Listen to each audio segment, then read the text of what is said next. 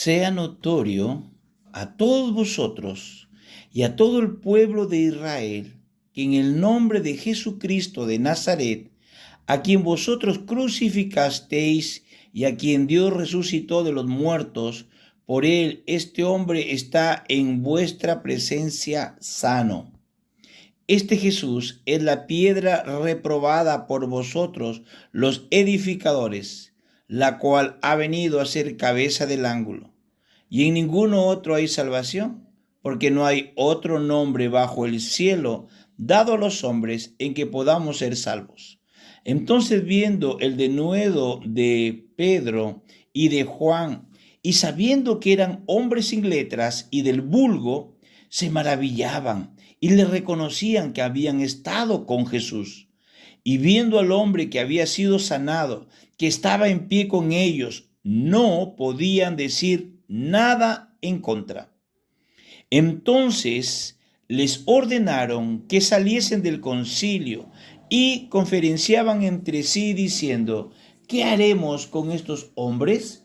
Porque de cierto señal manifiesta ha sido hecha por ellos, notoria a todos los que moran en Jerusalén, y no lo podemos negar. Sin embargo, para que no se divulgue más entre el pueblo, amenacémosle para que no hablen de aquí en adelante a hombre alguno en este nombre.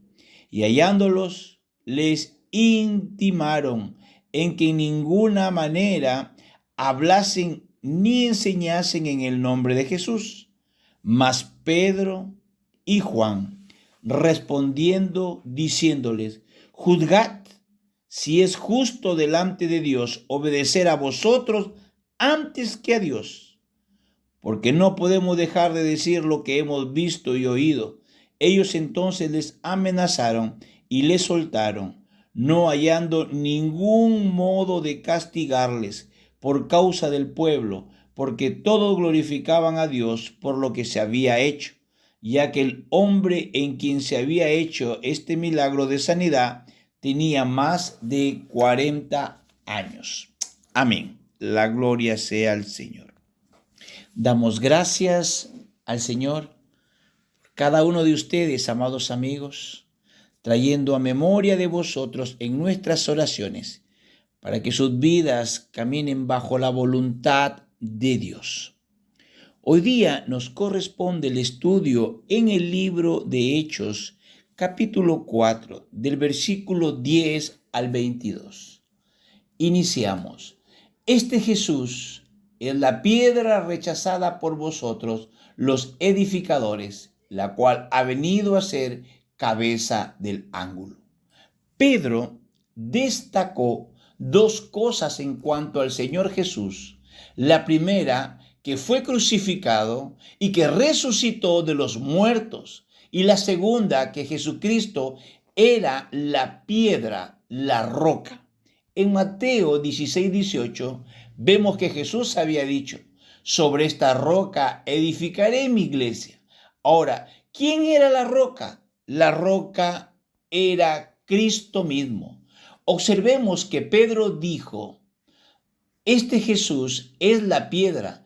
¿Cuál es la piedra? ¿Era la iglesia o era Simón Pedro? No, era el Señor Jesucristo. Como Pedro mismo diría en su primera carta 2:7, Jesús, la piedra que los constructores despreciaron, se ha convertido en la piedra principal del edificio. Esto ha sido logrado por medio de la resurrección. Es evidente que la resurrección es el hecho central de la predicación del Evangelio. Continuamos. Y en ningún otro hay salvación, porque no hay otro nombre bajo el cielo dado a los hombres en que podamos ser salvos. Ahora, recordemos que la pregunta fue: ¿con qué poder y en qué nombre habéis hecho estas cosas? Y después de explicar la fuente del poder, como vemos en este versículo, Pedro se refirió al nombre. Es decir, que Pedro recordó el nacimiento de Jesús, las instrucciones del ángel en el capítulo 1 de Mateo, el versículo 21, cuando el ángel habló con José y le dijo: y llamarás su nombre Jesús, porque Él salvará a su pueblo de sus pecados. Estimado oyente, Él es el Salvador. Este fue su nombre desde el principio. Cuando uno acepta este nombre, lo hace aceptando todo lo que su persona implica.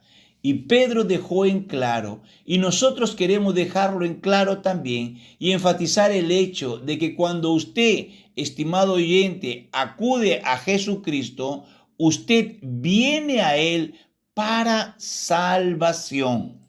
No hay otro nombre bajo el cielo que pueda salvarle. La ley no le puede salvar. La religión tampoco lo puede salvar. Una ceremonia tampoco puede salvarle. Solo uno, el nombre de Jesús, le puede salvar. Jesús es el nombre de aquella persona que descendió a esta tierra para salvar a su pueblo de sus pecados. Cuando alguien acude a Él por fe, esa persona se salva. No hay otro a quien acudir para poder obtener la salvación. Si usted acude a Él, amado amigo, si confía en Jesucristo, entonces usted será salvo. Ese paso garantiza su salvación. Entonces, viendo la valentía de Pedro y de Juan, y sabiendo que eran hombres sin letra y del vulgo, se admiraban y le reconocían que habían estado con Jesús. Los que les escucharon sabían que estos hombres no tenían estudio ni formación cultural como para expresarse de esta manera, pero los hombres del Sanedrín notaron que ellos habían estado con Jesús. Cuán maravilloso es tener una vida que de un modo u otro dirija la atención de los demás hacia la persona del Señor Jesucristo. Y viendo al hombre que había sido sanado, que estaba en pie con ellos, no podía decir nada en contra, entonces le ordenaron que salieran del concilio y deliberaban entre sí. ¿Cree usted que por fin, al ver personalmente al hombre sanado y después de haber escuchado el discurso de Pedro, fueron acaso conmovidos? No, de ninguna manera. Esto se observa al ver la forma en que continuaron con su conferencia, diciendo: ¿qué haremos con estos hombres? Porque de cierto, señal evidente ha sido hecha por ellos, notoria a todos los que viven en Jerusalén, y no lo podemos negar.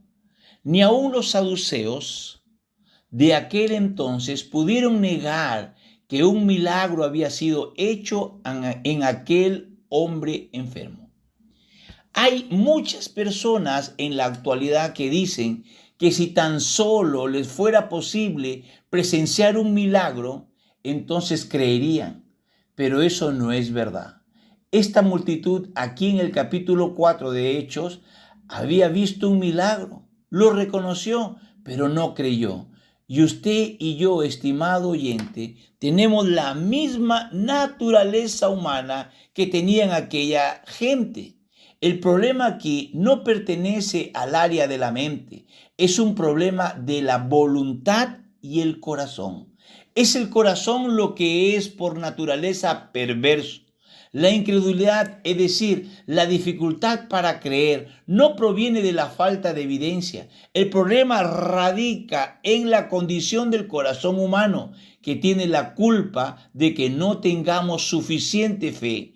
Ahora observemos que estas autoridades continuaban conspirando, pero ellos realmente amenazándoles para que no hablen de aquí en adelante a hombre alguno en este nombre, llamaron y les ordenaron que en ninguna manera hablaran ni enseñasen en el nombre de Jesús.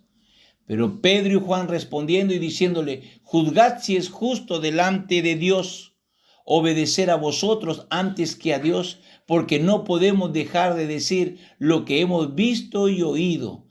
Ellos entonces, después de amenazarlo, lo soltaron. Uno creería que el corazón de los hombres del Sanedrín habría sido enternecido por esta declaración, pero no sucedió así, sino todo lo contrario, ya que sus corazones se endurecieron aún más.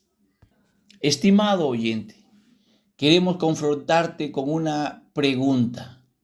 ¿El Señor es Dios? ¿Está usted seguro de que el Señor Jesús es Dios? Es que se trata de un asunto muy importante.